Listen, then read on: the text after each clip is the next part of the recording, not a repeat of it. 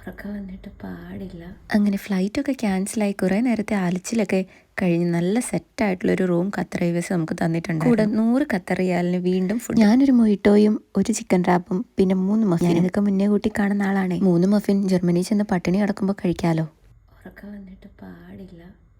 2 ദിവസത്തെ ഉറക്കം കിടക്കണം. ഉറങ്ങല്ലോ എന്ന് വിചാരിച്ചിട്ട് 1 മണിക്കൂർ ഉറങ്ങിയിട്ട് പെട്ടെന്ന് ചാടി എണീറ്റ് എയർപോർട്ടിൽ ചെന്നു. അവിടെ ഞാൻ ഉൾപ്പെടെ എല്ലാവരും ദുരിതാശ്വാസത്തിന് വന്ന കോലമായിരുന്നു. പിന്നെ ഫ്ലൈറ്റ് വന്ന് പെട്ടെന്ന് കയറി കിടന്നുറങ്ങി. പിന്നെ എവിടെയോ നല്ല മണം അടിച്ചപ്പോഴാണ് ഞാൻ എണീറ്റത്. അപ്പോൾ അതാ ബ്രേക്ക്ഫാസ്റ്റ് അതൊക്കെ കഴിച്ച് വീണ്ടും കിടന്നുറങ്ങി. ഫ്ലൈറ്റ് ക്യാൻസൽ ആയതുകൊണ്ട് അവർ ഫുഡ് ബ്രേക്ക്ഫാസ്റ്റിൽ ഒതുക്കി. അല്ലായിരുന്നെ നല്ല വിഭവ സമൃദ്ധമായ ഫുഡ് കിട്ടിയാൽ. അങ്ങനെ അവസാനം ബെർലിനിലെത്തി. അങ്ങനെ പെട്ടിയൊക്കെ എടുത്ത് ഫ്രണ്ടിനെ വെയിറ്റ് ചെയ്തിരുന്നപ്പോഴാണ് ഇത് കണ്ടത്.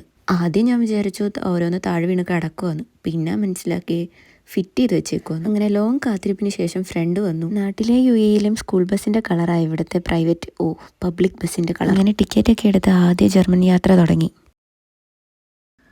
അപ്പോൾ എല്ലാം പറഞ്ഞ പോലെ ബായ്.